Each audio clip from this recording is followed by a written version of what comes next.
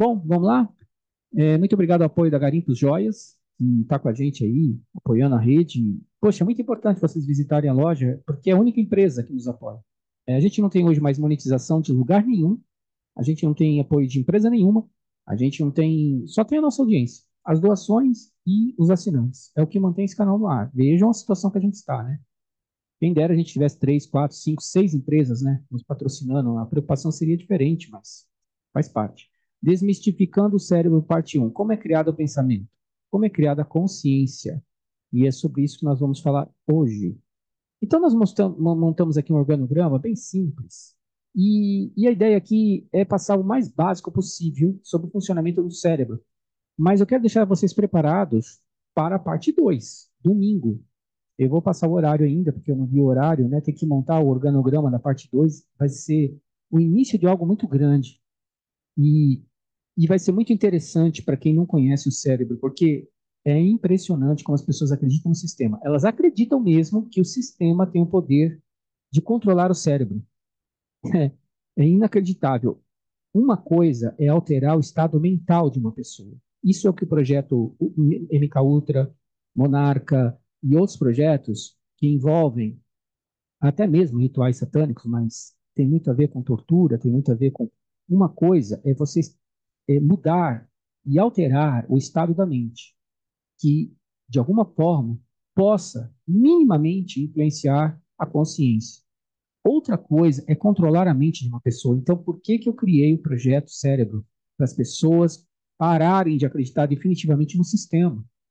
Porque o ser humano é algo tão complexo, mas tão complexo, e o que foi criado é algo tão complexo que vocês vão ver que vocês, na parte 2 vocês vão pirar, literalmente, porque eu fiquei, depois que eu estudei a parte 2 eu fiquei pensando nisso e penso até agora, como pode a gente estar no mundo e interagir com ele, mas ele não ser o que a gente imagina que ele realmente é quando a gente olha para ele? É muito louco, sabe? É muito profundo. Então, deixei para a parte 2. E acho que a parte 2 vai gerar a parte 3, e aí vai dar início àquele conteúdo que nós vamos publicar a partir do dia 15, tá? Então, vamos lá. Conheça o seu cérebro. Olha, isso aqui é o resumo do resumo do resumo, tá? É óbvio que o cérebro é algo muito mais complexo e tem muito mais partes e tem muito mais informações do que a gente vai passar aqui. A ideia aqui, nessa primeira parte, é apenas apresentar o cérebro para vocês de uma maneira muito simples. Na segunda parte, sim, é necessário vocês prestarem muita atenção nessa parte, porque a parte 2 ela é realmente muito mais profunda. Então, aqui nós temos o córtex motor, né? Está apontando a seta. Região de telencéfalo, que ajuda nos nossos movimentos, permitindo os movimentos de forma consciente. Consciente. Vocês vão ouvir muita palavra consciência aqui, né? Então, você movendo-se de forma consciente, baseado nas informações que o cérebro foi desenvolvendo ao longo do tempo. Lombo frontal. Outra coisa que, antes de eu continuar, é importante ser dita. Nós temos uma pré-programação. Assim como tudo que existe e é vivo no planeta tem uma pré-programação. E isso é interessante porque antes mesmo de eu estudar isso, em dado momento lá atrás, em uma dessas lives que a gente fez, dessas 2.203, eu citei isso, que, de alguma maneira, nós somos pré-programados. A gente já vem com uma pré-programação. Mas o restante disso, o que vai acontecendo depois disso, ela é como é que eu posso dizer? As interações que nós temos, que nós vamos citar aqui ao longo da vida. Mas existe um outro fator ainda, que são as coisas que são inseridas dentro dessa pré-programação, que está dentro de um sistema que não é o que a gente vê, quanticamente falando. E quando se fala em quântica, já cansei também de falar isso, é remetido ao mundo espiritual, na coisa mais, entre aspas, meio que religiosa, meio que envolvendo coisas demoníacas no meio, sabe? Não se trata de nada disso. Nada disso. Quando nós estamos falando de quântica aqui, nós estamos falando da quântica da criação, da quântica em seu funcionamento pleno, e vocês vão perceber que nós vamos entrar tão profundamente nisso que nós vamos mostrar, inclusive, a visão do outro lado, do mundo espiritual, mas não da coisa religiosa, mas sim da coisa do entendimento do que a quântica tem dentro da operação do sistema como um todo, seja dos seres humanos, no funcionamento do universo e das criaturas espirituais que existem. Por que, que nós não a vemos? Por que, que nós não sabemos nada sobre isso? Então, isso também vai estar aqui inserido dentro do cérebro. Nós vamos estar explicando isso. Por que, que a gente não vê, né? Então, é muito legal mesmo. Bom, lobo frontal é parte responsável pelo raciocínio, personalidade, tomada de decisões e movimentação dos músculos, né? Vejam que o cérebro, né? Cortex auditivo ocupa cerca de 8% da superfície do córtex cerebral. Ele é responsável pelos sons. Temporal, ligado à comunicação, como fala, audição e escrita. Occipital, área que faz o processamento das informações visuais. Parietal, responsável pelas sensações como dor, frio, calor e toques. Cortex somatosensorial, processo input, ou entrada, né?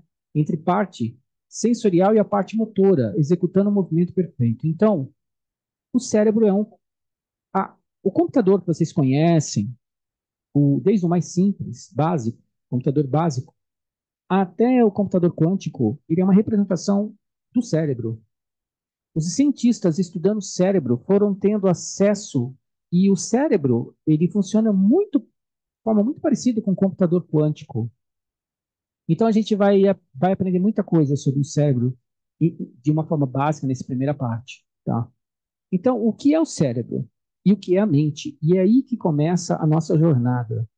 E essa jornada ela vai ser estendida aí por algumas lives, né? O cérebro é o órgão físico. Então, comparando com as máquinas, o cérebro é o hardware. O que é o hardware?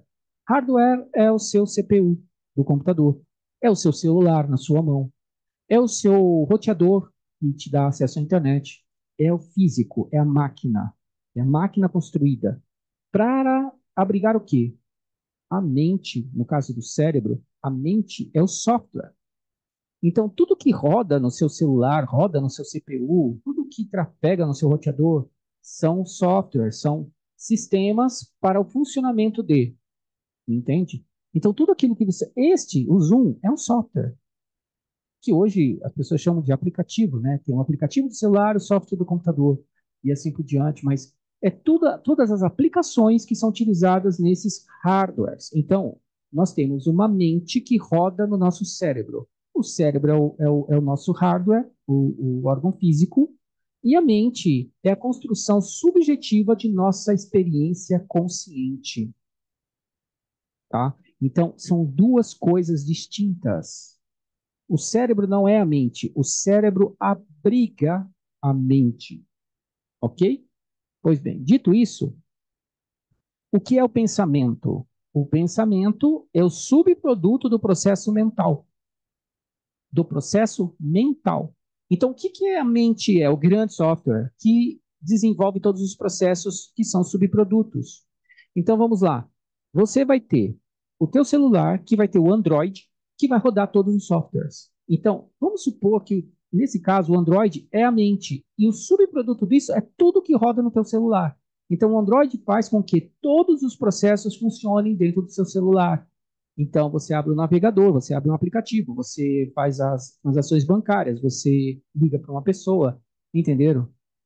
Então, eu estou fazendo esse comparativo porque você vai ter aqui, dentro desses processos mentais, três coisas. Você vai ter a consciência, você vai ter o inconsciente e você vai ter o subconsciente. São três situações completamente diferentes, ok? E dentro desses processos mentais, nós temos as ideias, temos as imagens mentais, nós temos os conceitos, nós temos as opiniões, nós temos as crenças, nós temos as memórias, e tudo isso é parte do processo do pensamento. Então, o que seria, eu vou explicar, tá? A gente vai passo a passo, sem pressa. Mas o que seria, então, o pensamento, a consciência, aliás? O que é a consciência? É o resultado desses processos. Então, quando você pega o teu celular e você consegue ouvir o que eu estou dizendo e assistir o que eu estou mostrando, é o resultado final disso, desses processos que foram desenvolvidos na máquina. O hardware rodando o software principal, que roda os subprodutos ou softwares, ramificações dos softwares ali, vários softwares, e eles cada um te produzindo um resultado. E o resultado final seria, nesse caso, do cérebro e a mente e do pensamento, a consciência. Então, o que é a consciência? É a experiência de tudo isso. E isso tudo te cria a realidade, que não é a realidade como você deveria ver, mas não ver desta forma, tem a ver com a construção da consciência e as suas interações com o mundo, entre aspas, físico. Nada disso eu vou explicar agora, só na parte 2 domingo, tá? Dito isso, a gente então vai subir para cá e depois a gente vai descer e vai entender outras partes ramificadas dessa história. Então, como a gente produz o pensamento? Influenciam os pensamentos nossas experiências, emoções, crenças, valores e objetivos. Podem ser gerados de forma voluntária ou involuntária. Então, vamos cruzar com a estrutura mundial de poder e entender que o que de fato a estrutura mundial de poder faz com as pessoas é influenciar os seus pensamentos. Agora, a definição de consciência é a escolha, o livre-arbítrio. Então, as pessoas atribuírem, e já vou adiantar aqui já, na primeira fala, atribuírem ao sistema as suas ações quando ela está em condições, e na maior parte do tempo está em condições de fazer a escolha, é uma condição da pessoa. Então, é intransferível.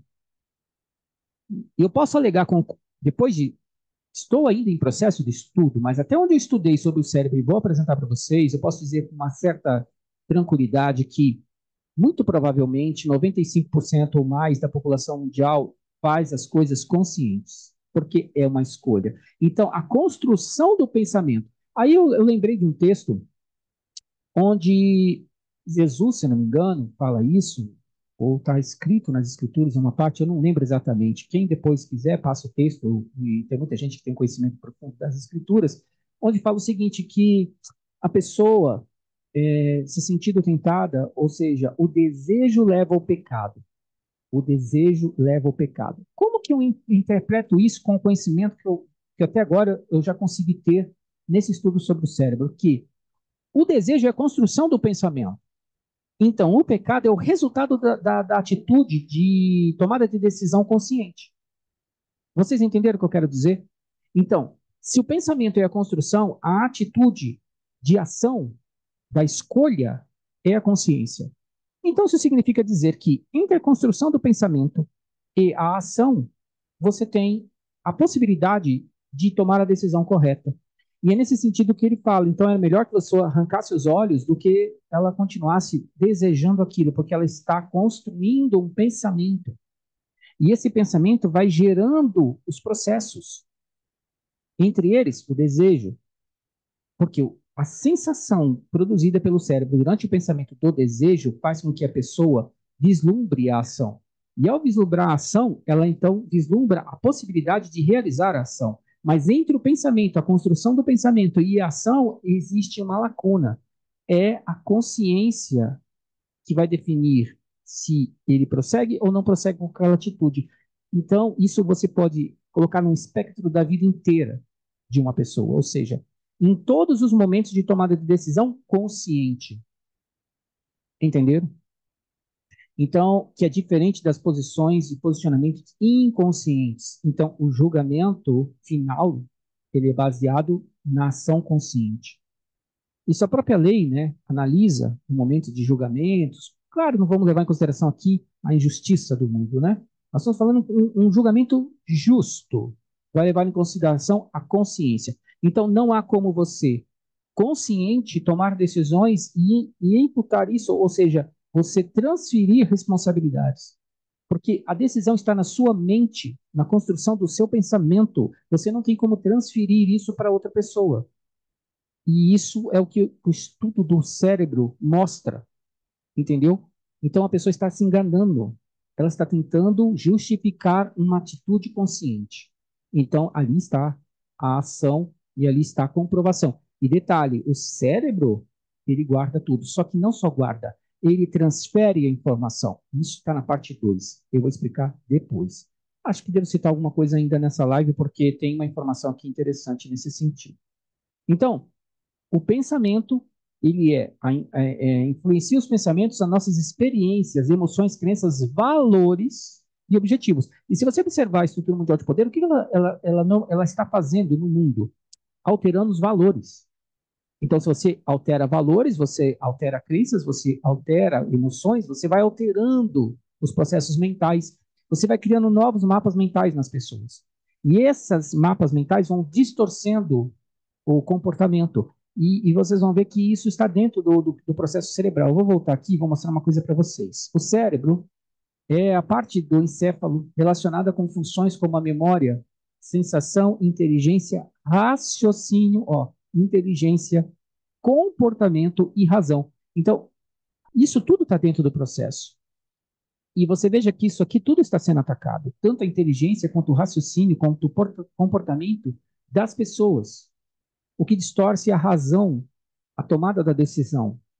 E então é por isso que você vê tantas pessoas cada vez mais se tornando mais agressivas, mais violentas, menos inteligentes, e menos inteligência faz com que se tome atitudes erradas, ações erradas, com maior facilidade, digamos assim.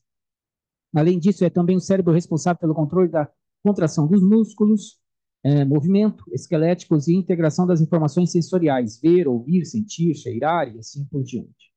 O cérebro é composto por bilhões de células nervosas chamadas neurônios, que se comunicam-se por meio de sinais elétricos e químicos. E isso é interessante, porque todo esse trabalho que eu estou desenvolvendo para apresentar o cérebro para vocês, e como eu disse, vou insistir durante toda a live, assista a parte 2 domingo, porque vocês vão se deparar com um cenário que vocês talvez nunca tenham ouvido falar e nem imaginassem que fosse da forma que vai ser apresentada. Mas, quando eu converso com a inteligência artificial e pergunto, mas como que surge todos os processos que se tornam imagens, que se tornam muitas vezes tão reais para a gente, quando nós estamos vendo através do cérebro, porque no fim é isso, né? Você vê através do cérebro, né? Seus olhos são parte de um processo, mas você vê através do cérebro. Como que processos químicos e elétricos se transformam em tudo isso? Em consciência e tudo mais, e mais além disso, que a gente vai ver na parte 2. Então, é muito interessante o estudo do cérebro, não é para ter muitas respostas, né?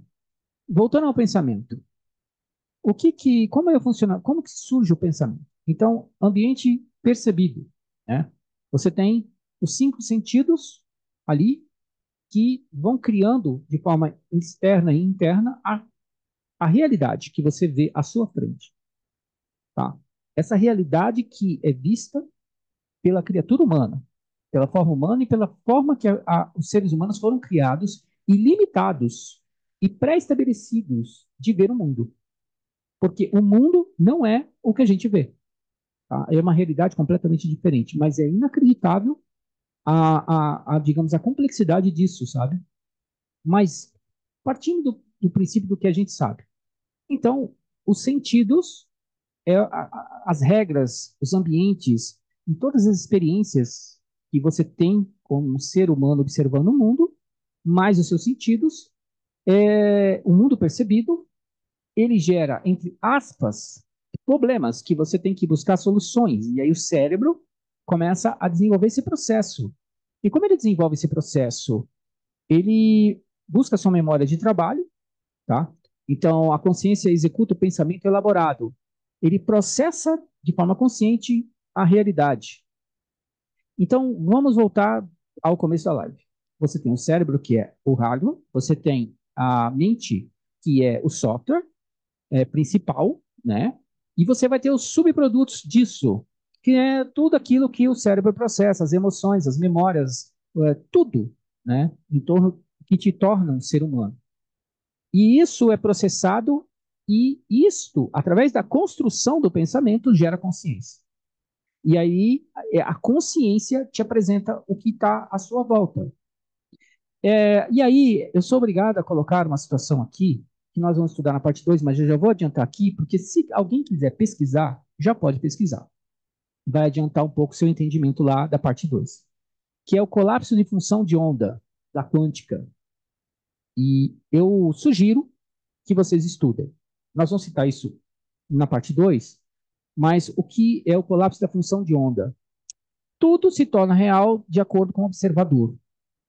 Então, o que você vê só se torna real a partir do momento que você observa, porque existe o colapso da partícula ali em onda, colapso da função de onda, onde as coisas à sua volta se tornam reais. E isso é um processo da quântica. Mas o mundo que nós vivemos, o mundo todo, desde o micro até o macro, ele é baseado nas leis quânticas. E a profundidade disso, porque envolve uma série de outras situações das leis da física, né? Envolve relatividade, envolve a gravidade, envolve a lei, as leis de funcionamento da física convencional que a gente conhece. É tudo isso que torna o mundo para você, para mim, para todo mundo real. Mas, de fato, ele não é assim como a gente imagina. Ele é o mundo do nosso Criador, vamos colocar assim.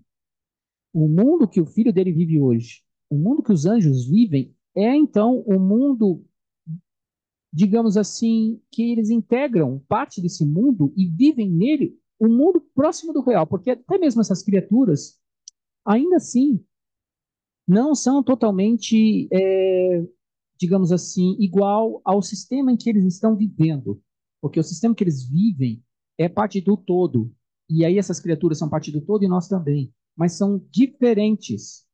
Então, nós, apesar de sermos. Aí fiquei imaginando essa questão da palavra imagem e semelhança do Criador, né? Todo mundo já deve ter lido isso na Bíblia. Mesmo aqueles que não acreditam e já leram a Bíblia sabem dessa parte, né? Nós somos criados imagem e semelhança do Criador.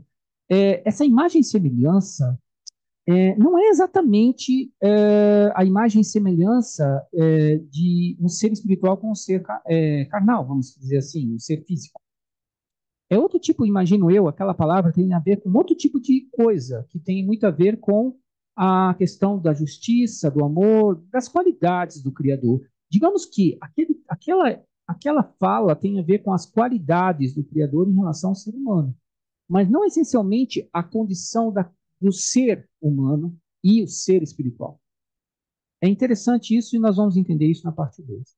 Dito isso, quando o cérebro está tentando resolver os problemas, quais são os problemas? Tudo aquilo que envolve a sua vida, desde sempre, desde que você nasceu, até antes de nascer. Então, todo o processo passa pela memória de trabalho que vai buscar na biblioteca as fórmulas para resolver a questão, inclusive fazendo update, ou seja, fazendo um upgrade, digamos assim, atualizando a informação.